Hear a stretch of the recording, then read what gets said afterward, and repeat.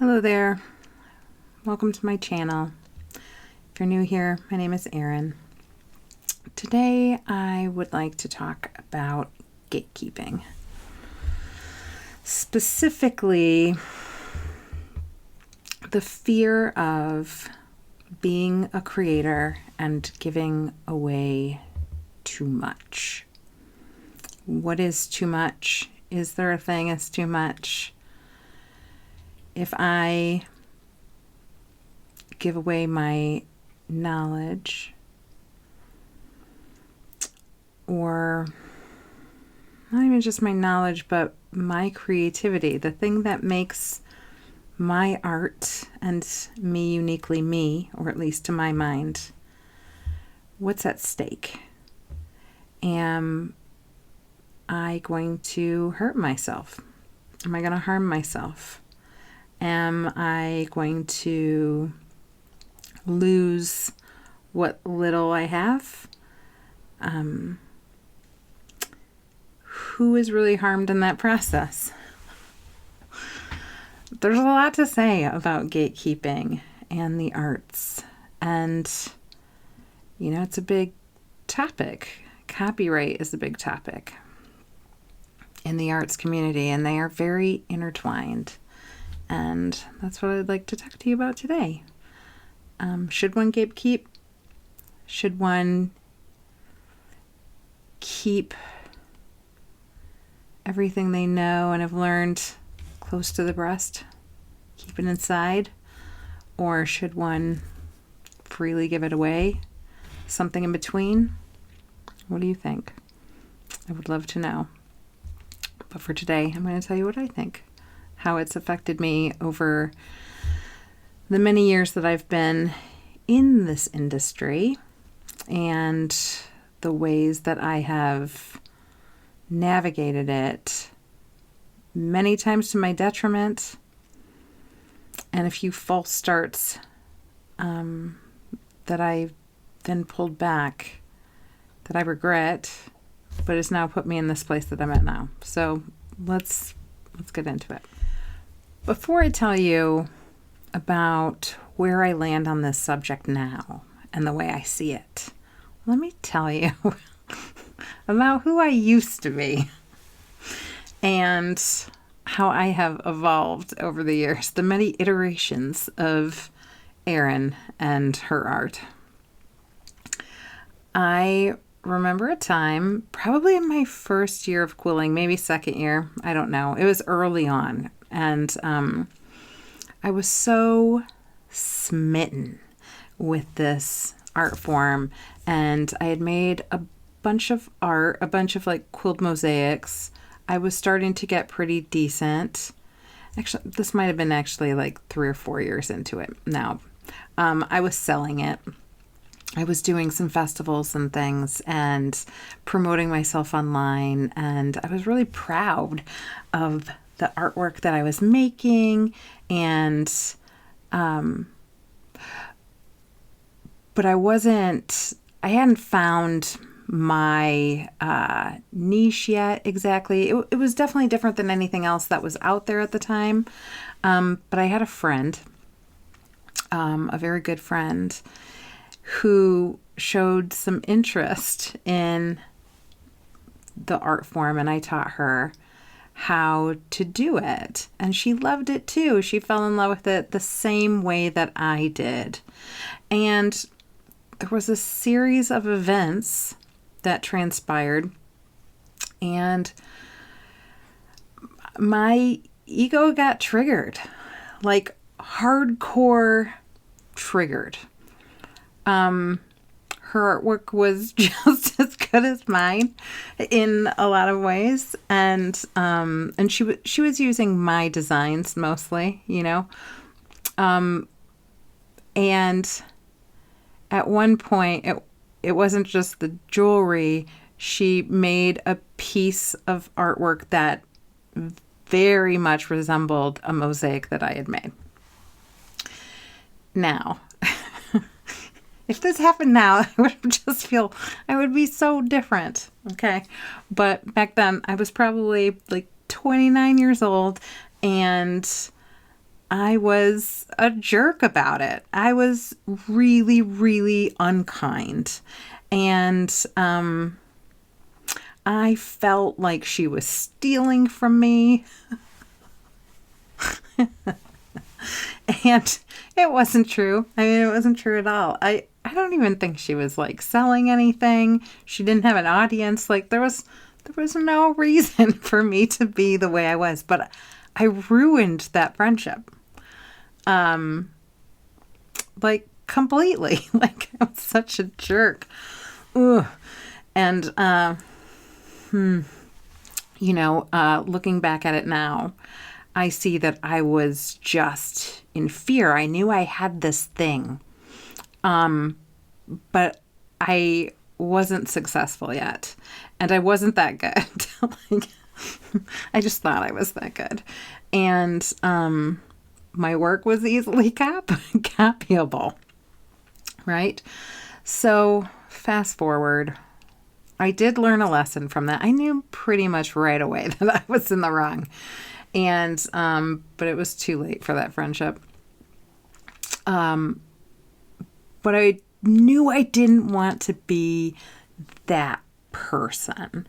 And, I have a lot of faults. So many. There are so many things that I just don't get right.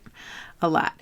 And, but one of the things that I am very good at is learning lessons. I am able to grapple with my mistakes and learn from them and evolve and become a better person. And in this case, I did. And I have to say, I did formally apologize for all of this later on. Maybe multiple times. That's possible too. But not in order to get the friendship back, but just, to clean up my side of the street, which is another thing I believe in. So I started teaching. I started sharing my knowledge. And the thing that surprised me, maybe not you, you're probably smarter than me, but the thing that surprised me is my creativity was not stolen from me. And in fact, it got greatly enhanced. Creativity begets more creativity. The more I do, the more I get. It's never ending. I have so many ideas. They wake me up in the middle of the night. Like it never ceases to amaze me, and it never ever stops. And I attribute that 100% to how much I give away. That has been to varying degrees throughout the multiple years. And I'm going to touch on that in just a second. But that has been my lived experience, is when I hold things back as if they're precious and I try to keep them all for myself, and I'm, trying to get all the acclaim or all of the money or all of the whatever it is, that makes me small. It makes my world small. It makes me very unhappy, and scared.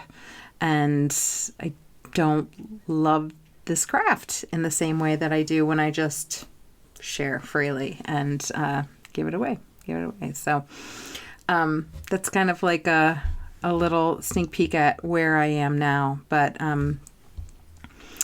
there's more to it.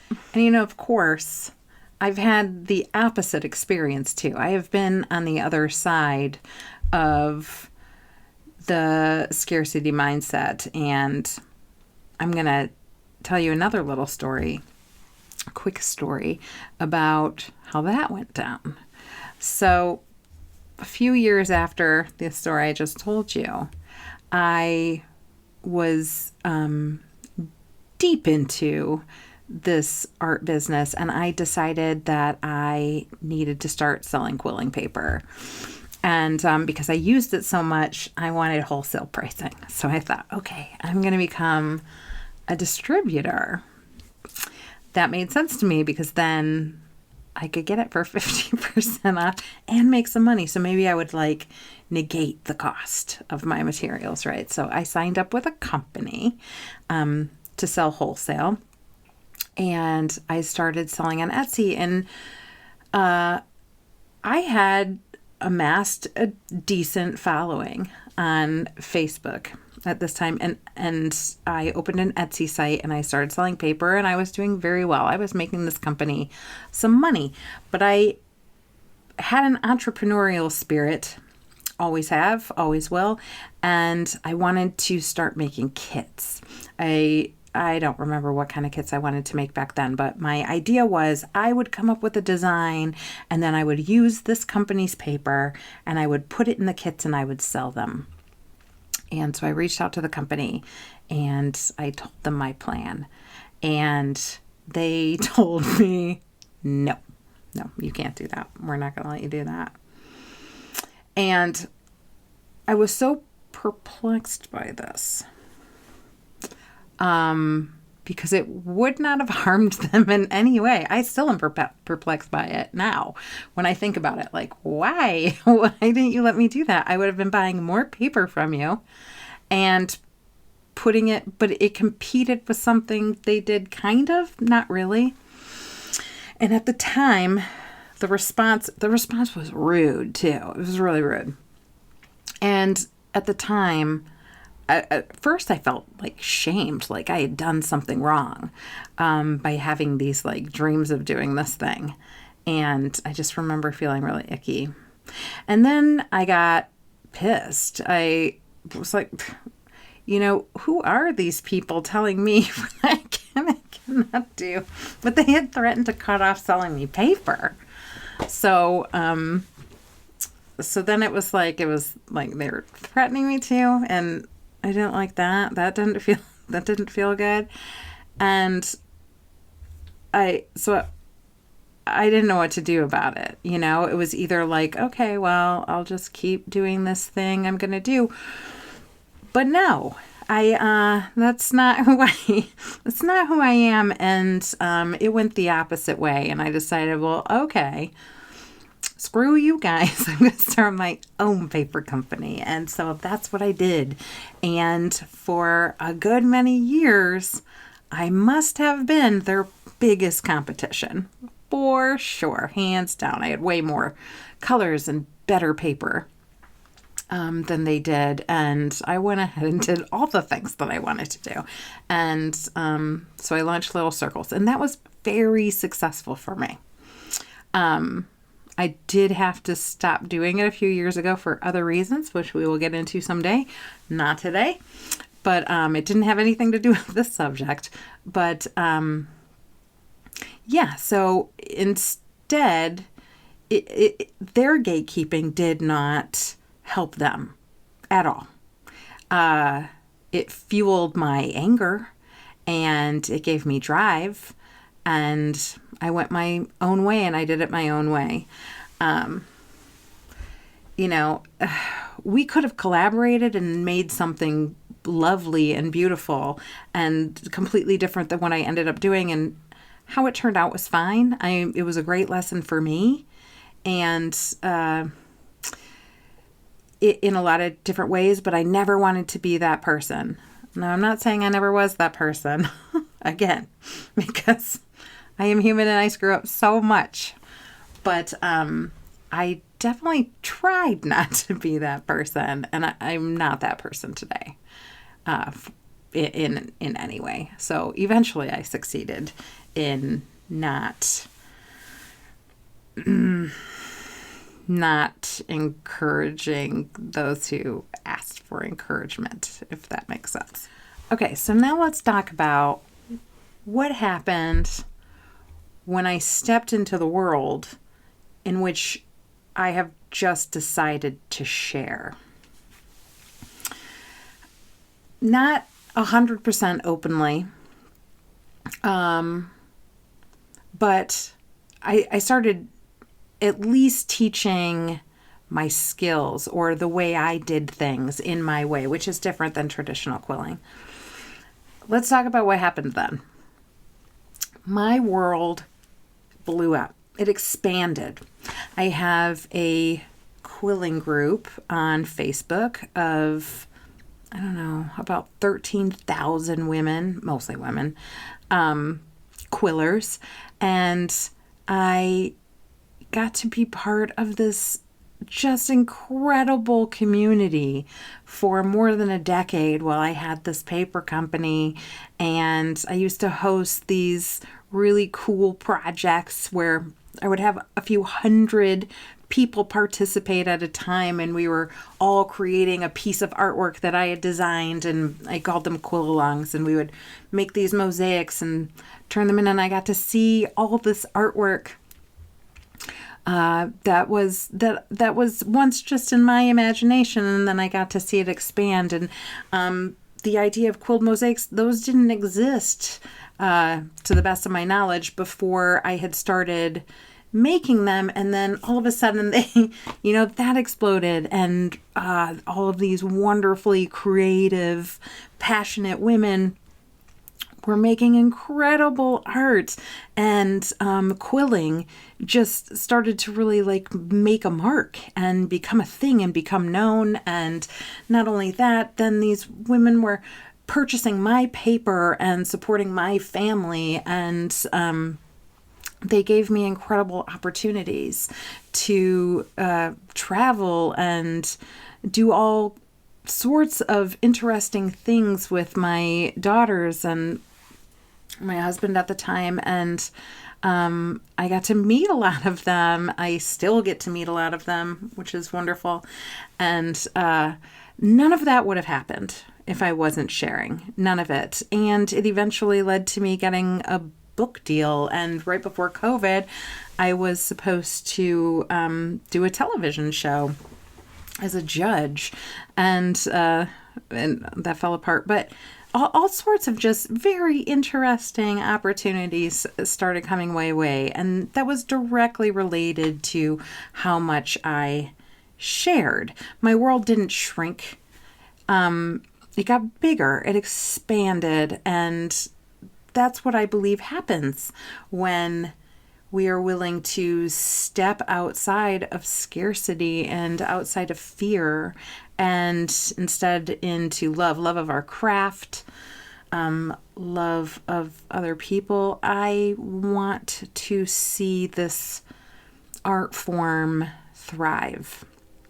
I want the ideas in my head to be out in the world, and to be quite honest, I have so many ideas that if I don't share them, they're going to just die with me.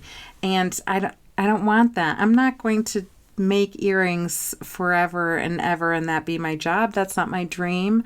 But I love designing them, and I love watching people make them. And the idea that there are other women out there who want to make a go of it, doing this amazing craft, and the satisfying path of making your own money in a creative way and being your own boss and taking care of your family. And it is so, it's just so gratifying. And I want to be a part of that in any way that I can. And one of the things that I've heard over and over and over, quilling is definitely a art form that is more skill-based than it is art-based. And I have heard from numerous amount of people that, they didn't want to try to move forward because they couldn't think of designs of their own. Well, I got those in spades. So, I have made the decision to just give them away, to forego copyright in a traditional sense, and just let people have at them. Why? To be honest, it's selfish. It feels great. It feels great to give stuff away. It really does. It feels great to not be scared about people taking them, because that has happened over the years too. And I've attempted to do this multiple times over the years, and then had some guidance or some reservations put upon me, and I would get scared and I would pull back. And but I have really wanted to pursue this for more than a decade. And now that I am starting over, I'm divorced. I moved across the country. I am starting from scratch. I didn't get to really take anything with me, and I get to do it my way, the way I want to do it 100%. I don't have influence of anybody. So this time I'm just going to follow my heart and give it away and see what happens, because I have the intuition, I have the belief that there's nothing to fear here, that my world will become bigger by adding to yours. That's my belief, and I guess we'll see. We're going to see together as this goes forward, but that's what I intrinsically believe will happen based on my experiences, little as they were, over the past 17 years. What